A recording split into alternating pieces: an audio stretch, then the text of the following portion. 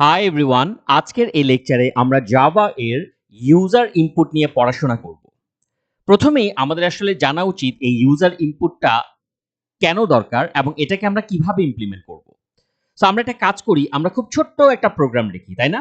আমি একটা data type নিয়েছি স্ট্রিং এবং এখানে একটা ভ্যারিয়েবল নিয়েছি নেম। এই নেম ভ্যারিয়েবলে আমি আপাতত একটা নাম রাখবো। নামটা কি? জন। এটা একটা র্যান্ডম নাম রাখলাম আমি, হ্যাঁ? এখন আমি এই নামটাকে প্রিন্ট করার ব্যবস্থা করি। সো আমি সিম্পলি এখানে লিখলাম system.out.println। এই এলএন প্রিন্ট এগুলো কিন্তু আমি গত লেকচারেই দেখিয়েছি। সো এখানে আর কিছু বললাম না, আমি এখানে সিম্পলি নেম ভ্যারিয়েবলটাকে প্রিন্ট করছি। এখন আমরা যদি এই প্রোগ্রামটাকে রান করি, দেখি তো কি আসে। দেখতে পাচ্ছেন আমাকে কিন্তু সিম্পলি জন নামটা দেখাচ্ছে। এখন প্রথম প্রশ্ন হচ্ছে, এই যে আমরা প্রোগ্রামটা তৈরি করলাম, এখানে কি ইউজারের কোনো কানেকশন আছে? বলুন তো, ইউজার এখানে কি ইউজার কোনো ইনপুট দিয়েছে বা আমরা কি ইউজার থেকে কোনো ইনপুট নিয়েছি? না, রাইট? সবকিছু কিন্তু আগে থেকেই আমরা ঠিক করে দিয়েছি। আমরা বলেছি একটা নেম ভ্যারিয়েবল থাকবে এবং এখানে কি থাকবে? জন থাকবে। আমরা কিন্তু ফিক্স করে দিয়েছি। সেই হিসেবে কোনো পার্টিকুলার ইউজার যে এখানে অন্য নাম দিবে বা এই নামটাকে চেঞ্জ করবে সেটাও কিন্তু পসিবল না। আমি যতবারই এই প্রোগ্রামটাকে রান করব ততবারই কিন্তু আমি এই একটা ফিক্সড নেমই দেখতে পাবো, যেটা হচ্ছে জন। ঠিক আছে? কিন্তু আমরা যদি চাই যে না, আমাদের এই প্রোগ্রামটার সাথে ইউজারের একটা কানেকশন তৈরি হোক, কারণ কি আলটিমেটলি কিন্তু আমার এই প্রোগ্রামটাকে ইউজ করবে বা ব্যবহার করবে কে? ইউজার। কাজে আমাদের কিন্তু একটা প্রোগ্রাম এবং ইউজারের মধ্যে কানেকশন দরকার, তাই না? তো এখন আমরা দেখব যে এই কানেকশনটা আমরা আসলে কিভাবে এস্টাবলিশ করব। এখন আমরা যদি চাই যে কোনো একটা পার্টিকুলার ইউজার তার নামটা এন্টার করবে কিবোর্ড ব্যবহার করে, আমরা এখানে ইনপুট দেওয়ার জন্য কিবোর্ডকে চিন্তা করছি ডিভাইস হিসেবে। তো সেক্ষেত্রে আমাদের যেটা করতে হবে, আমাদের একটা ক্লাস লাগবে। ঠিক আছে? সেই ক্লাসের নাম কি? সেই ক্লাসের নাম হচ্ছে স্ক্যানার ক্লাস। এই যে আমি এখানে যেটা লিখলাম স্ক্যানার ক্লাস, আমি কমেন্টের ভিতরে লিখেছি। এই স্ক্যানার ক্লাসটা কি করে? সে কিবোর্ড থেকে ডেটা রিড করতে আমাদেরকে হেল্প করে। ঠিক আছে? আবারও বলি, কি করে? কিবোর্ড থেকে ডেটাটাকে রিড করতে, ইউজার যে ডেটাটা দিবে কিবোর্ড ব্যবহার করে সেটাকে রিড করতে আমাদেরকে হেল্প করে। এক্ষেত্রে জাভা নামে একটা প্যাকেজ রয়েছে। ঠিক আছে? খেয়াল করুন, আমি কিন্তু এখানে জাভা এর যেটাকে লোয়ার কেস লেটারে লিখেছি। এখন যখনই আমি এই প্যাকেজের কথা বলি, অনেকেই আমাকে প্রশ্ন করে এই প্যাকেজটা আসলে কি। আমি স্ক্রিনে এই প্যাকেজটা কাকে বলে খুব শর্টে দেখানোর চেষ্টা করেছি। তো আমি কি বলছি? জাভা নামে একটা প্যাকেজ আছে, এটাকে আমি বলছি এটা হচ্ছে মেইন প্যাকেজ। ঠিক আছে? এরপর আমি এখানে লিখলাম ইউটিল। এই ইউটিল এটা হচ্ছে সাব প্যাকেজ। ঠিক আছে? এই সাব প্যাকেজটা এই জাভা যে মেইন প্যাকেজ তার ভেতরে থাকে। ঠিক আছে? সাব প্যাকেজ যেটা ইউটিল। সো এটাকে আমি সিম্পলি লিখি সাব প্যাকেজ। আমি এখান থেকে জাস্ট প্যাকেজটা নিয়ে আসি। সো তার মানে কি, জাভা প্রথমে ছিল মেইন প্যাকেজ, এরপর আমরা দেখতে পাচ্ছি ইউটিল হচ্ছে একটা সাব প্যাকেজ। এই ইউটিলের ভেতরে কিন্তু আলটিমেটলি আমাদের কি থাকে? স্ক্যানার ক্লাসটা থাকে। ঠিক আছে? এটা হচ্ছে স্ক্যানার ক্লাস। তার মানে আমাকে প্রথমে কোথায় যেতে হবে? প্রথমে এই জাভা প্যাকেজটাতে যেতে হবে, রাইট? এরপর কোথায় যেতে হবে? এরপর ইউটিল সাব প্যাকেজে যেতে হবে। এরপর আমি কি পাবো? আলটিমেটলি আমি স্ক্যানার ক্লাসটাকে পাবো। সো এটা কিন্তু আমাদের এভাবেই করে চিন্তা করতে হবে। সো এক্ষেত্রে আরেকটা জিনিস বলে রাখা ভালো, আমি স্ক্যানার ক্লাসটা তো পাবো, ঠিক আছে। সো এটাকে লিখবো কিভাবে? এটাকে আসলে লিখতে হয় এভাবে, প্রথমে কি Java dot sub package util dot, এরপর ফাইনালি আমি কি করছি? স্ক্যানার ক্লাসটাকে পাচ্ছি। ঠিক আছে? সো এভাবে আমাকে কিন্তু এক্সেস করতে হবে। এখন এখানে কিছু কাহিনী আছে। কি কাহিনী? কাহিনী হচ্ছে যখনই আমরা জাভাতে কোনো বিল্ট ইন ক্লাস ব্যবহার করতে চাই। বিল্ট ইন মানে কি? জাভা যেগুলোকে আগে থেকে রেডি করে রেখেছে। এখানে কিন্তু এই যে আপনারা স্ক্যানার ক্লাস দেখতে পাচ্ছেন, এটা কিন্তু এরকম একটা বিল্ট ইন ক্লাস আগে থেকে রেডি করা আছে। ঠিক আছে? আলাদা করে বানাতে হয় না, শুধু আমরা ব্যবহার করব, ইউজ করব। হ্যাঁ, এটাকে আনতে হলে, কল করতে হলে বা ডাকতে হলে কিছু আমাদের নিয়ম কানুন ফলো করতে হলো, বাট এটা কিন্তু আগে থেকেই বানানো। সো এই ধরনের বিল্ট ইন ক্লাসগুলোকে আমাদের কিন্তু কি করতে হয়? ইম্পোর্ট করতে হয়। ইম্পোর্ট, আমরা যদি ইম্পোর্ট না করি তাহলে কিন্তু এটা কাজ করবে না। খেয়াল করুন, আমি এটাকে ইম্পোর্ট করেছি। ইম্পোর্ট, প্রথমে জাভা প্যাকেজ, দেন util sub package, then ultimately আমি স্ক্যানার ক্লাসটাকে লিখলাম। এখন আমি যদি এটাকে রান করি, দেখুন আমি কিন্তু এখনো ইউজার থেকে ইনপুট নেইনি, কিন্তু ইম্পোর্ট যে দিতে হয় এটা আমি আপনাদেরকে দেখাচ্ছি। এখন ধরুন আপনারা চিন্তা করলেন, আচ্ছা ঠিক আছে, আপনি তো বললেন যে বিল্ট ইন ক্লাসগুলোকে যখন আমরা ইউজ করব তখন অনেক ক্ষেত্রেই আমাদের কি করতে হয়, আমাদের ইম্পোর্ট ইউজ করতে হবে, ইম্পোর্ট করতে হবে। যদি ইম্পোর্ট না করি, যদি আপনি এখানে ইম্পোর্ট না করেন, ঠিক আছে, অনেক ক্ষেত্রেই যখন আমাদের এইসব বিল্ট ইন ক্লাস দরকার, আপনি যদি ইম্পোর্ট না করেন আপনি কিন্তু সেখানে কম্পাইল টাইম এরর ফেস করবেন। কম্পাইল টাইম এরর আমি রান করি, এই যে দেখুন আমার কিন্তু এখন আর কাজ করছে না। সো অবশ্যই আমাদেরকে কি করতে হবে, এই ধরনের বিল্ট ইন ক্লাসগুলোকে যখন আমরা ইউজ করব আমাদের ইম্পোর্ট করতে হবে। এখন হয়তো আপনারা মনে করতে পারেন, আচ্ছা ঠিক আছে, আমরা তো সবকিছুই বুঝলাম, আমরা ইম্পোর্টও করলাম, এখন মনে হয় আমরা ঠিকঠাক মতো ইউজার থেকে ইনপুট নিতে পারবো না। এখানেও কিছু কাহিনী আছে। আমাদের স্ক্যানার ক্লাসে বেশ কিছু মেথডস আছে, ঠিক আছে। কি কি মেথডস? নেক্সট ইন্ট, আর কি মেথডস? নেক্সট ফ্লোট, ঠিক আছে, আর কি নেক্সট ডাবল। শুধু এগুলোই নয়, আরো অনেক কিছু আছে, যেমন নেক্সট লাইন, ঠিক আছে, আরো বেশ কিছু আছে। সো আমি সবগুলো দিলাম না, আমি জাস্ট কয়েকটা এক্সাম্পল দিলাম। সো এক্ষেত্রে আমরা যখন ইউজার থেকে ইনপুট নিব, বিশেষ করে যখন স্ট্রিং ইনপুট নিব, আমাদের কিন্তু এই নেক্সট লাইন মেথডটাকে ব্যবহার করতে হবে, ঠিক আছে। প্রথমে তো আমরা আনলাম স্ক্যানার ক্লাসটাকে, ঠিক আছে, ইম্পোর্ট করে আনলাম। এরপর আমরা স্ক্যানার ক্লাসের এই মেথডগুলোকে ব্যবহার করতে পারবো।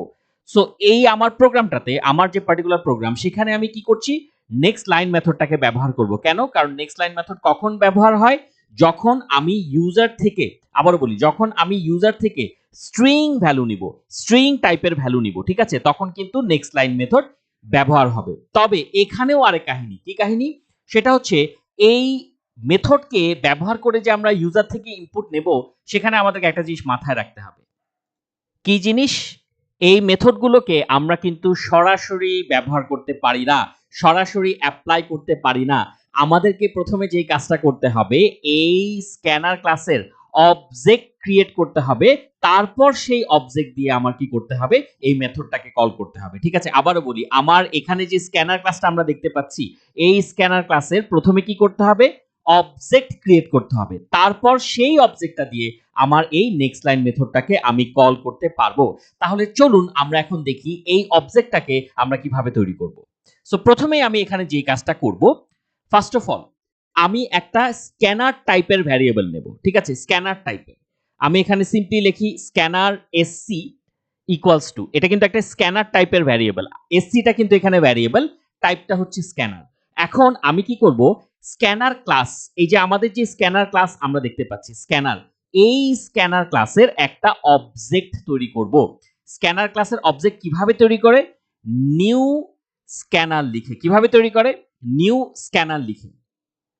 এখানে এই যে আপনারা নিউ স্ক্যানার দেখতে পাচ্ছেন, আসলে এই নিউ স্ক্যানারের মধ্যে যে নিউ কিওয়ার্ডটা আপনারা দেখতে পাচ্ছেন, নিউ কিওয়ার্ড, এই নিউ কিওয়ার্ডটা ব্যবহার করেই আমরা আসলে স্ক্যানার ক্লাসের অবজেক্ট তৈরি করি।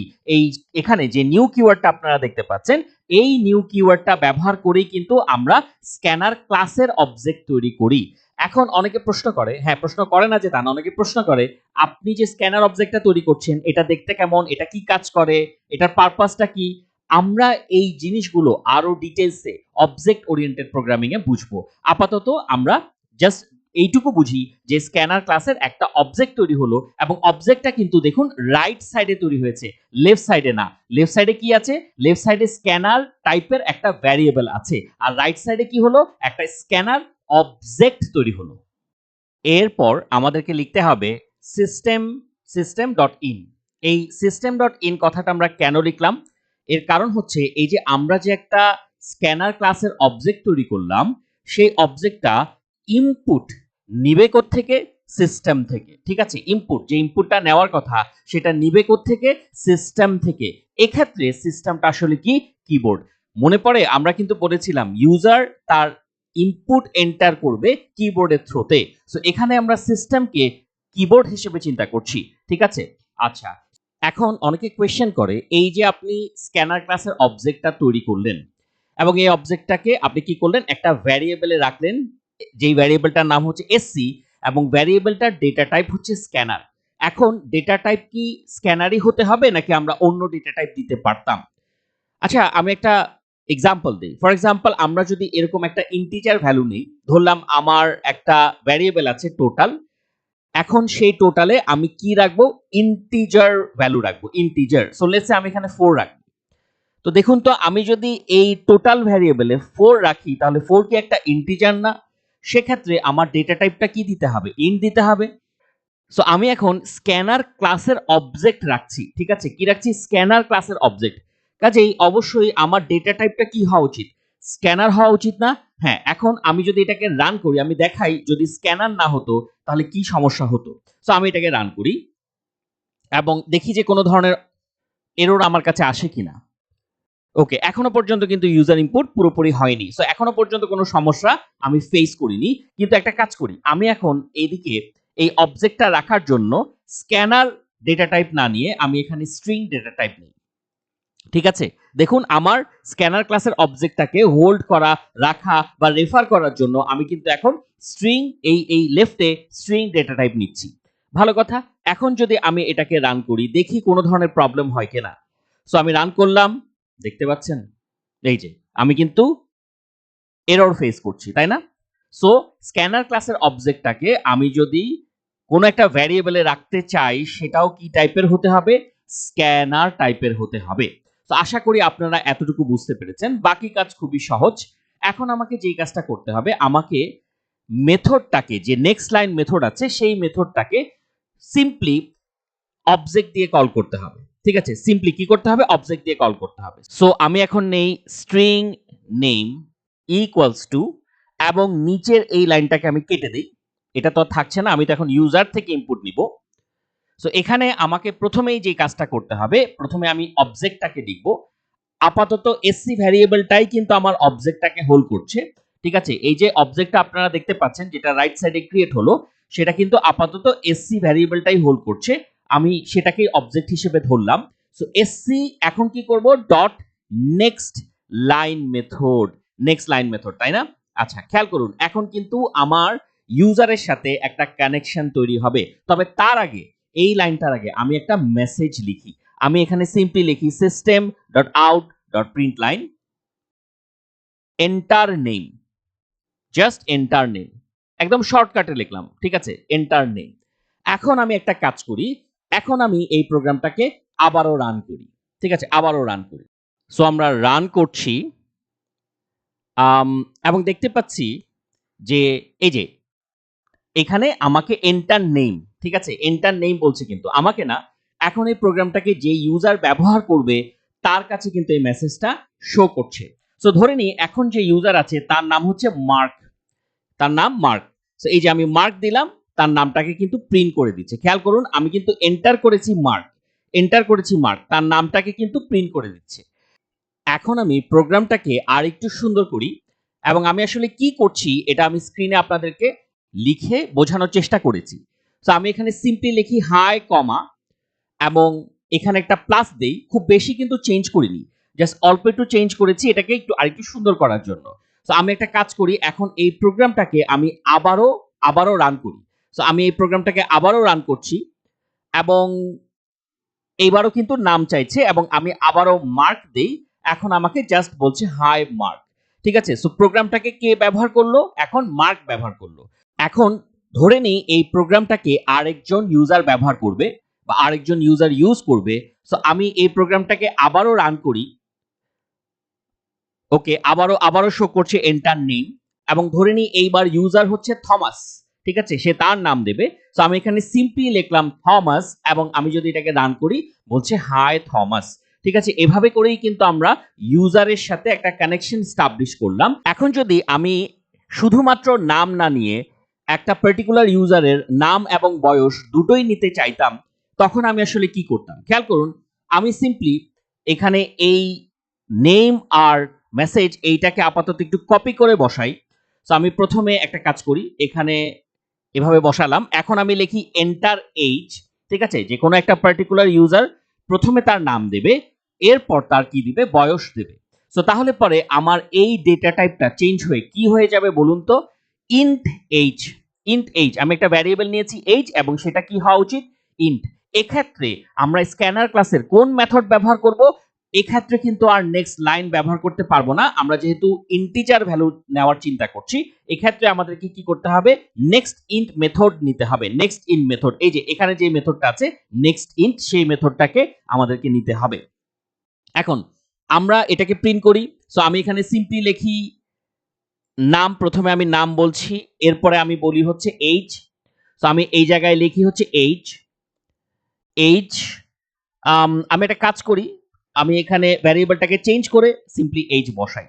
এখন দেখি তো এই প্রোগ্রামটাকে কোনো একজন পার্টিকুলার ইউজার ব্যবহার করলে কি হতে পারে। সো আমি এটাকে রান করি, প্রোগ্রামটাকে রান করছি এবং আলটিমেটলি আমি এখানে নাম দেই। আমি এখানে নাম হিসেবে থমাসই দেই। সো আমি দিলাম থমাস, থমাস, এবং এরপর দেখুন তার কাছে কিন্তু এখন এইজ চাচ্ছে। তাহলে পরে ধরে নিলাম এইজ দিলাম 30 এবং আলটিমেটলি কিন্তু বলছে হাই থমাস এইজ, 30। এটা আমি এভাবে করে প্রিন্ট করেছি, এই জন্য আমাকে এভাবে করে দেখাচ্ছে।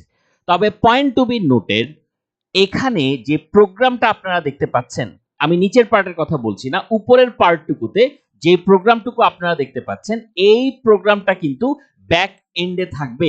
ঠিক আছে, ব্যাক এন্ডে ইউজার কিন্তু এটা দেখতে পাবে না। তাহলে ইউজার কতটুকু দেখতে পাবে আর প্রোগ্রামার কতটুকু লিখেছে, আমি চেষ্টা করেছি এটা একটা ছবি রাইট সাইডে দেওয়ার। আশা করি আপনারা ছবিটা দেখে কিছুটা হলেও ধারণা পাচ্ছেন। Thank you so much.